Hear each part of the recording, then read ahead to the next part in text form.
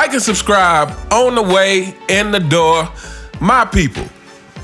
I hope you all are having a truly fantastic day today. Today's gonna be a short video, but you see the title. We're gonna talk about why Kobe Bryant had it harder than LeBron James coming into the NBA. And there's a few things we're gonna talk about. First of all, let's talk about the fact that Kobe came into the league at a time where the league was not ready to turn over to a keys to a player straight out of high school. Unlike LeBron James. Like when LeBron James came to Cleveland, they pretty much said, here you go, chosen one. The keys to the kingdom is yours. Now, we'll watch you run it into the ground. Okay. But anyway, yeah. So Kobe came into the league at a time where that was not the case. Kobe had to earn his way. So not only did he come into the league at a time where they weren't about to turn the keys over to someone straight out of high school, he also came into the team with someone who was already a superstar. You know, Shaquille O'Neal was just coming from the Orlando Magic. And Shaquille was already a superstar in the NBA. You know, he was a young superstar, but he was already being talked about as a superstar. You know, matter of fact, some would argue that Shaquille O'Neal was probably getting more props at that time than a lot of people thought he had earned thus far. So Kobe had to come to a team with Shaq. And on top of that, Kobe came to the Lakers. He came to a franchise that already had a rich history of winning, and as we all know, the Lakers is a franchise where they expect you to win. You know, recently I saw something about, you know, Kobe saying about LeBron that LeBron was not mentally ready to be in a place like Los Angeles. But yeah, so this is what Kobe was up against. And I would argue that it was even rougher for the simple fact that Kobe did have the killer mentality. So taking someone with that mentality who's as competitive as Kobe, who's as ready and willing to prove himself and put him in a position to where he has to play second fiddle, I would imagine is extremely trying. And so Kobe really had to prove himself. You know, we all remember, you know, a couple of crucial games where Kobe shot some air balls. And again, this is one of the reasons why I have so much respect for Kobe Bryant, is because he didn't let those moments where he failed derail him. He kept on pushing.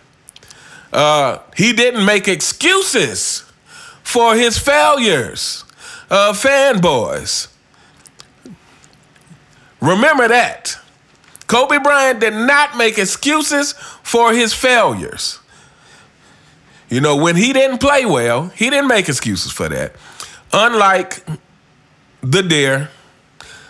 So yeah, to me, Kobe just came into a situation, you know, now you could argue that LeBron James had pressure because he came into the league as the chosen one. But again, a lot of LeBron James pressure was self-inflicted. You know, a lot of LeBron James pressure was self-inflicted. You know, and we don't have to list all the ways again. But, you know, starting with wearing the number 23. You know, the minute you did that, you had forever put yourself under the spotlight of scrutiny. The minute you made that statement, by choosing that jersey, you forever doomed yourself to the comparison, which is what you wanted, because I guess you thought that you would be able to live up to that number, but you have not. But so Kobe, again, you know, he chose the number 24, and if I'm not mistaken, it's because he wanted it to be one better than Jordan, and we all know that Kobe is not as great as Jordan, but what Kobe did do was forge his own way. And, you know, some things I don't agree with. I think Kobe was kind of short-sighted in the conflict with Shaq and them splitting up. I think both of them were short-sighted. Because had they stayed together, I think they definitely could have won, you know, another 3-4 championships together. Possibly 5 together. But I also understand Kobe, why he wanted or felt he needed to be able to make his mark without Shaq. Because if you're chasing Michael Jordan, then, you know, you need to do Jordan-like things. You know, and I would argue that Kobe's wins with Paul Gasol is more comparable to Jordan winning with Scottie Pippen. You know, I mean, because, you know, we can only imagine if Jordan actually had a dominant big man on his team, whether it's a Shaquille O'Neal or David Robinson or Hakeem. You know, Jordan probably would be up there with Bill Russell had something like that happen. But anyway, yeah, so, you know, I think Kobe coming into the league in that situation, you know, was a harder time for him coming into the league. And then we all know about the legal troubles that he got into with the accusations and whatnot. And again, you know, to me, that's the kind of thing that could derail you if you are not very mentally tough.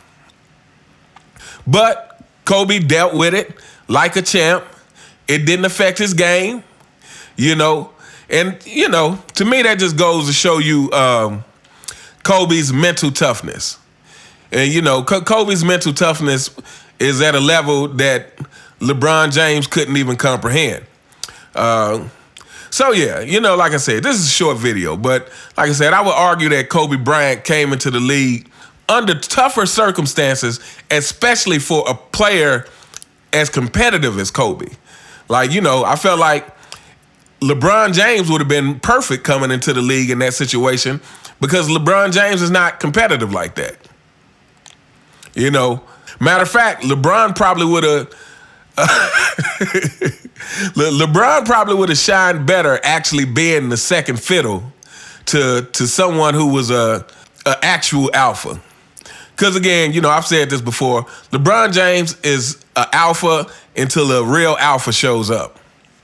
But anyway, we're going to hold up here. Like I said, you know, I just think Kobe came into the league under harder circumstances than LeBron James. And Kobe Bryant, to me, maximized his potential much more so than LeBron James ever did and ever will at this point.